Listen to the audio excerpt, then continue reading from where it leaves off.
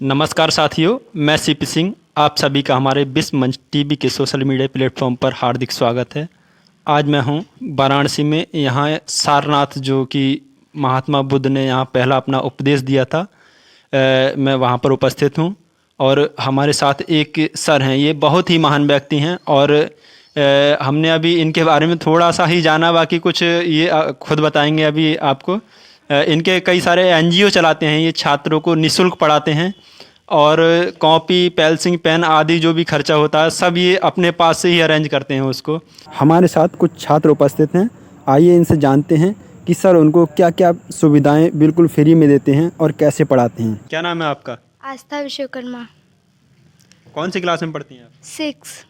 यहाँ अंकल जी के पास आपको कितना समय हो गया पढ़ते हुए? 1 महीने तो हो ही गया होगा, 1 या 2 महीने। यहाँ क्या विषय पढ़ती हैं आप उनसे? इंग्लिश। इंग्लिश पढ़ती हैं। और यहाँ पढ़ाने के लिए आपको कुछ फीस चार्ज वगैरह लेते हैं? कुछ नहीं, ऐसे ही पढ़ाते हैं? ऐसे ही।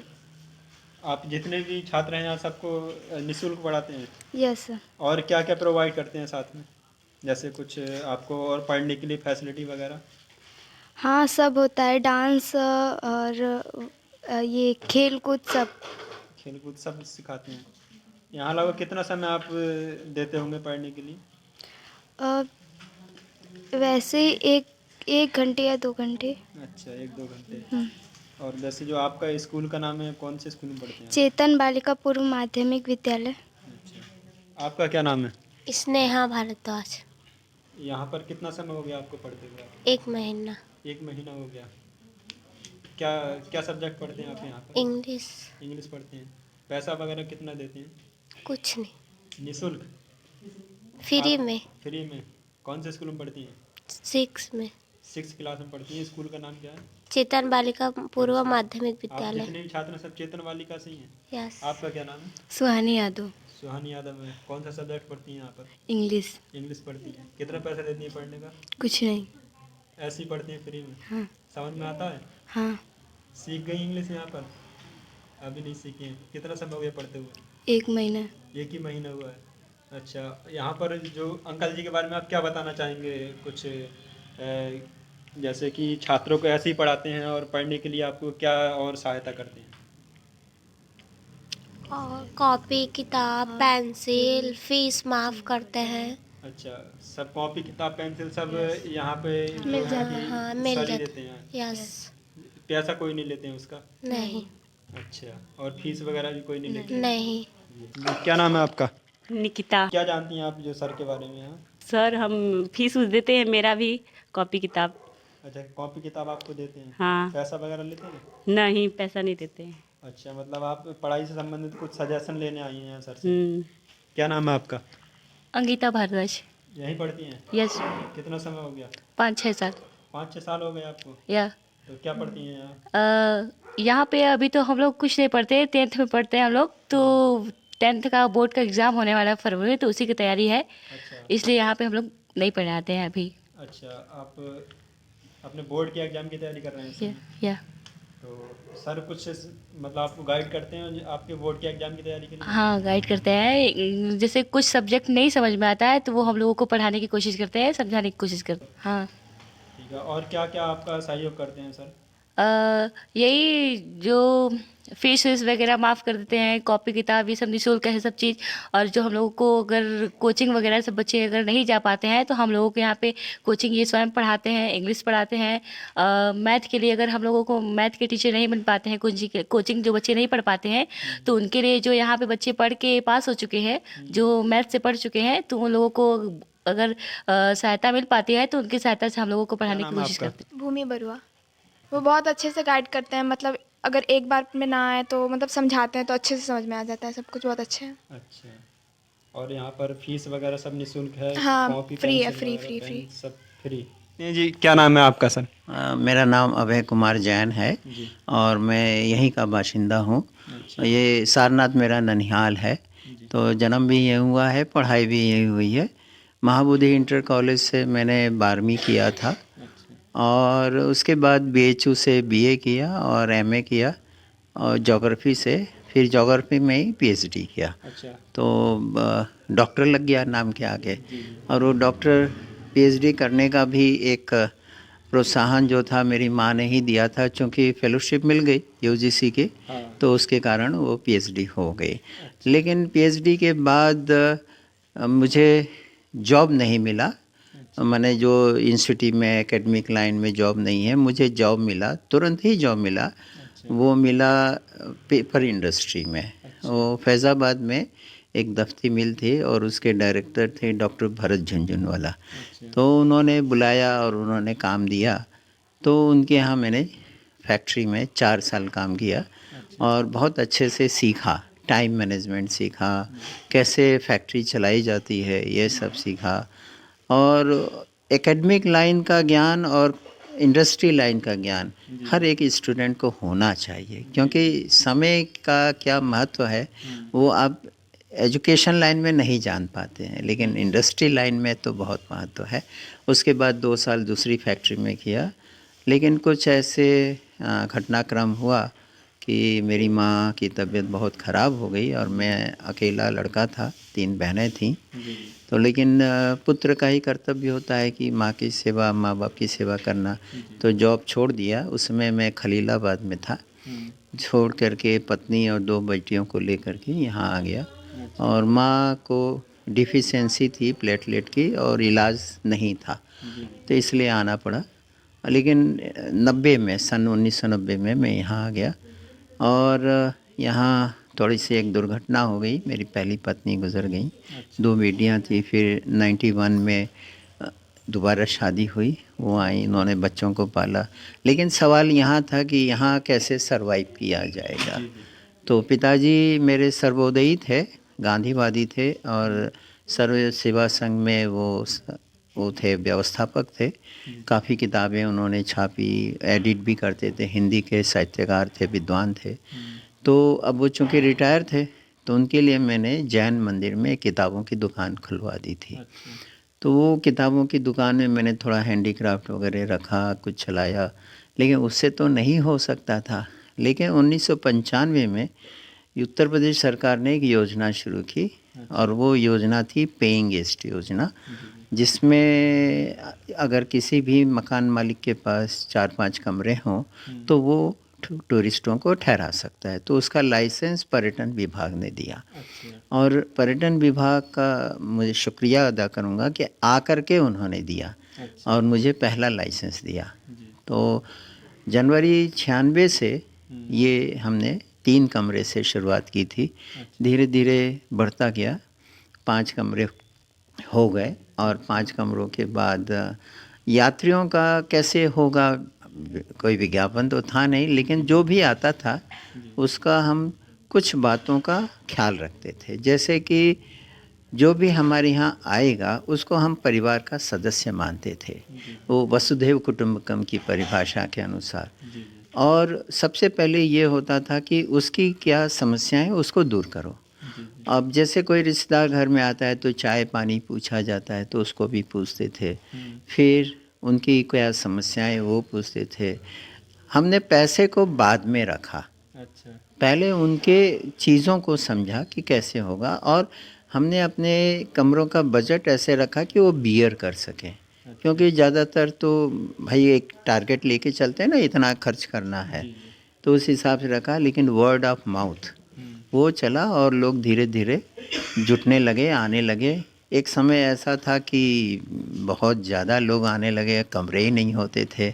और फिर हम लोग भोजन भी देते थे, और भोजन की सुविधा से, और प्योर शाकाहारी खाना, जैन खाना, जैसे जिसमें प्याज लहसुन भी नहीं होता है, तो उससे भी काफ़ी लोग प्रभावित होकर आने लगे। तो इस तरह से हमारा गेस्ट हाउस का काम अच्छे से चलने लगा था।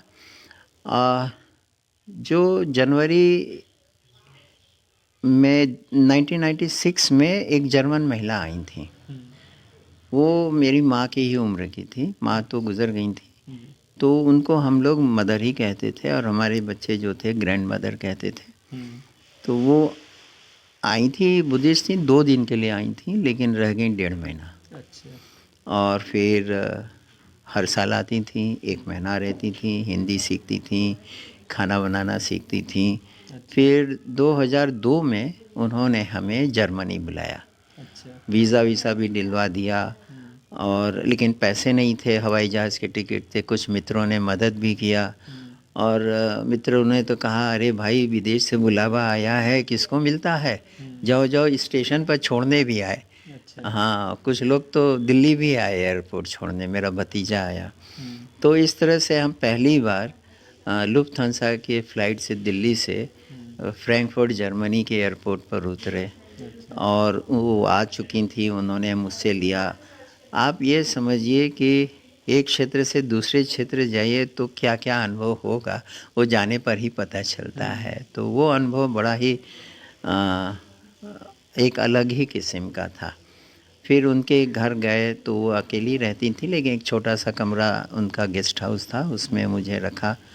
तो सबसे बड़ी इंटरेस्टिंग बात ये हुई कि जब हम एयरपोर्ट से निकले तो ट्रेन लगी हुई थी, स्टेशन बना हुआ था।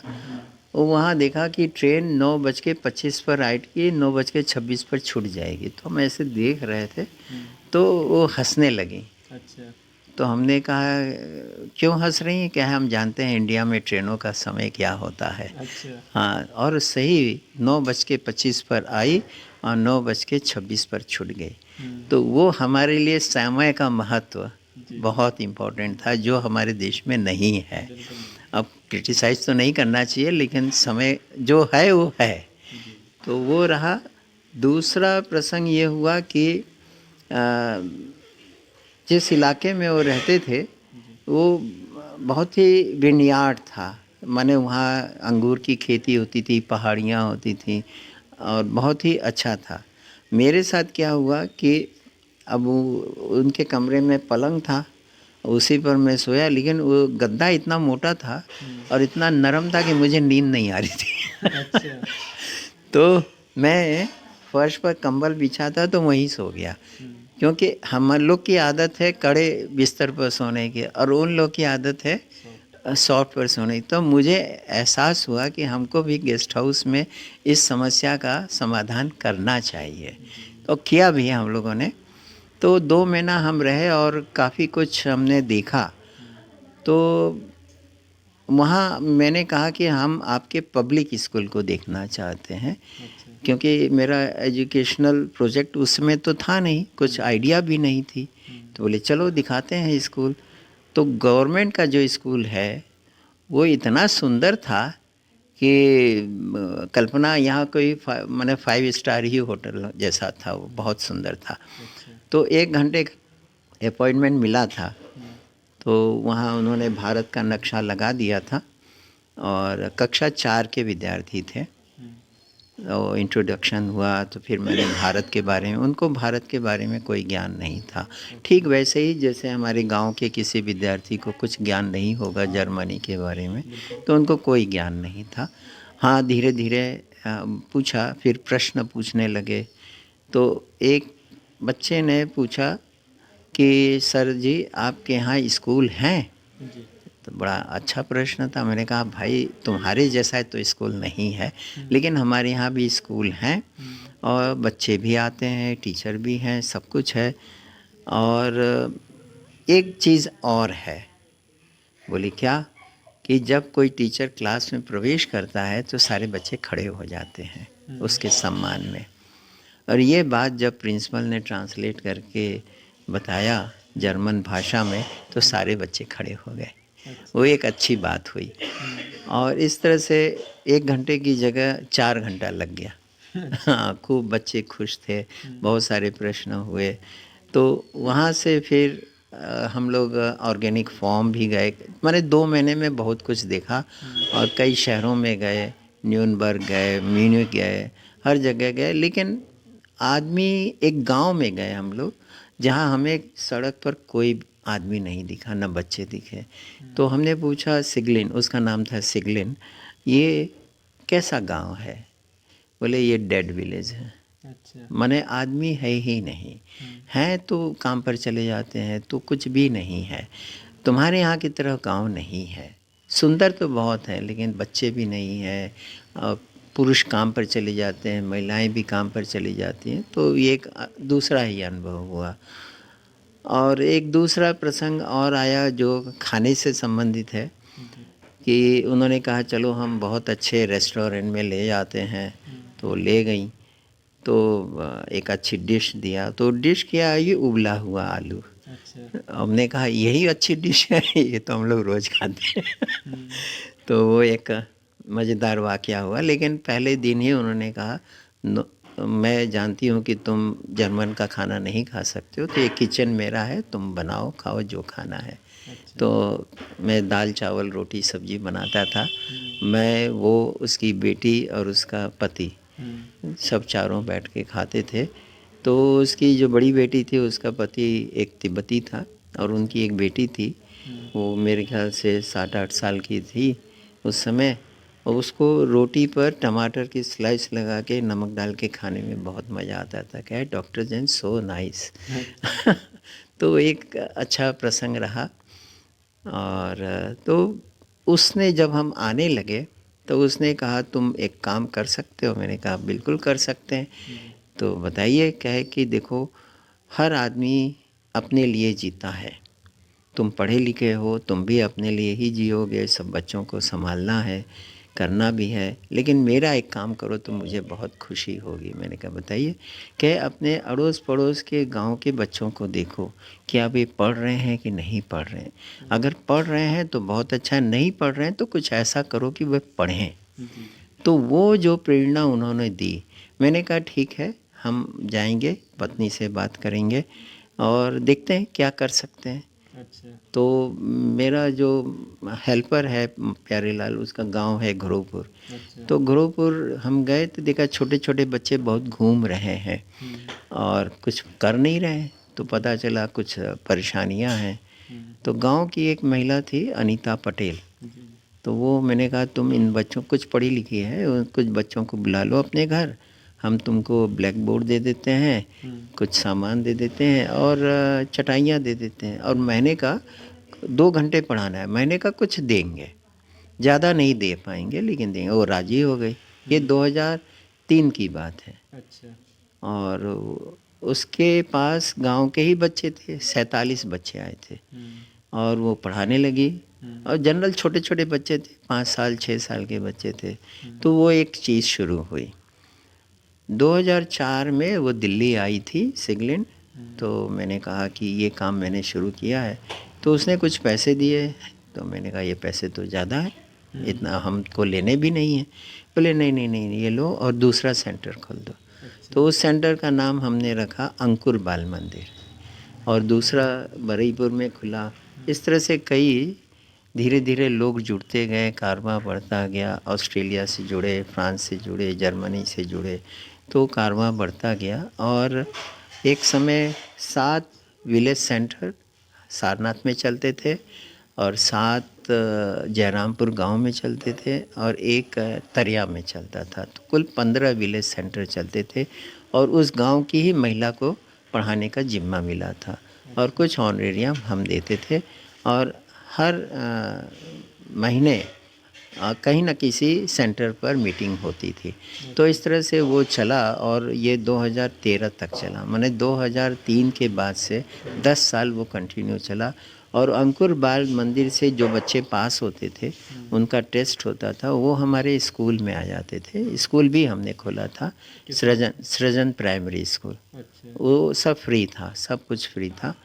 लेकिन 2011 में जब राइट टू एजुकेशन एक्ट आया, उसके कारण सब गड़बड़ हो गया।